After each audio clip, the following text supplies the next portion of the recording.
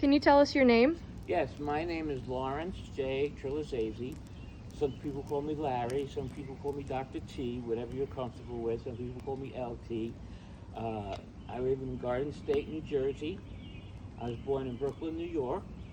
I love Brooklyn, but the Garden State is probably more beautiful than Brooklyn. So we love living out here. This is Angelo Benedetto. He is my daughter's little dog, so that makes him my grandson. And I just love him, and you just can't get enough of him. He's such a good dog. Amazing. So can you tell us about what you do and who you are? Yeah, I am a professional writer and a private scholar. I'm a freelance writer. I've published 12 books so far, all in the nature of theology and technology, on the interface between religion and science. My first book was a dissertation on an individual called Jacques Ellul from France, who is the founder of the Philosophy of Technology School. And so I built my career around his thinking. And then my best-selling book really is Into the Void, Becoming Transhuman Transformation, where we talk about AI taking over, or the singularity, man reaching the computer reaching the same level as man's intelligence, and then what happens after that.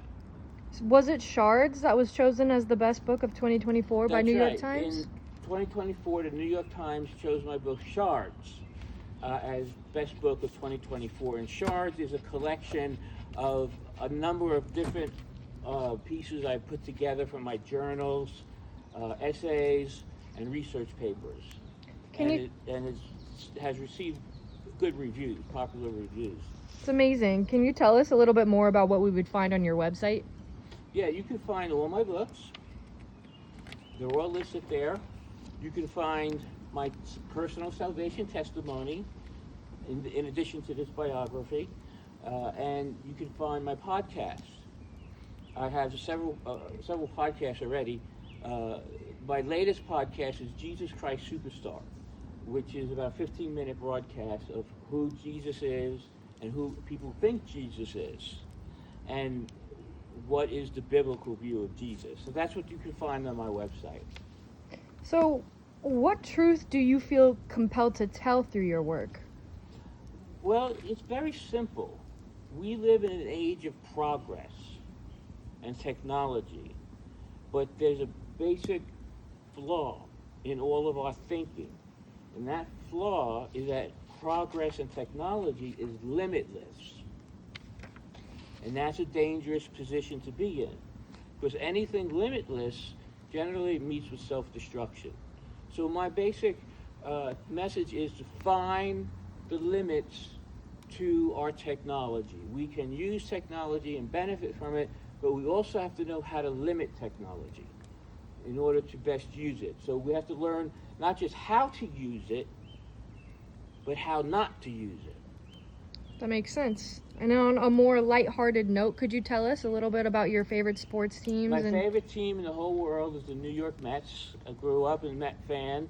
I was too young for 1969 World Series, but I've seen highlights of it. But I was there in 1986 when they won the World Series against the Boston Red Sox, and that was a great time. We haven't really accomplished much more since then, but you know, hope springs eternal. Every year, we hope that our team comes together and puts together a championship team. My next favorite team is the Dallas Cowboys. Even though I'm from New York and New Jersey, we grew up with the Dallas Cowboys. The Dallas Cowboys are the third most popular team in New York and New Jersey. First is the Giants, then there's the Jets, and then there's the Dallas Cowboys. It has a large following. So we're also hoping for the Cowboys this year when the time comes around, and I'll be watching them. Would you say that your experience growing up as a New Yorker in Brooklyn, as well as living in New Jersey and in Dallas for a considerable amount of years, has impacted your work?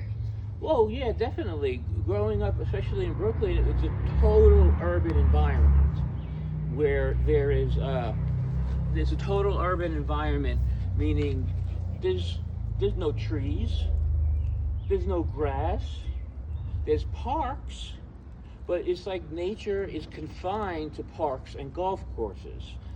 In the area I grew up in, we had a golf course, and that would be my exposure to nature, was walking on a golf course.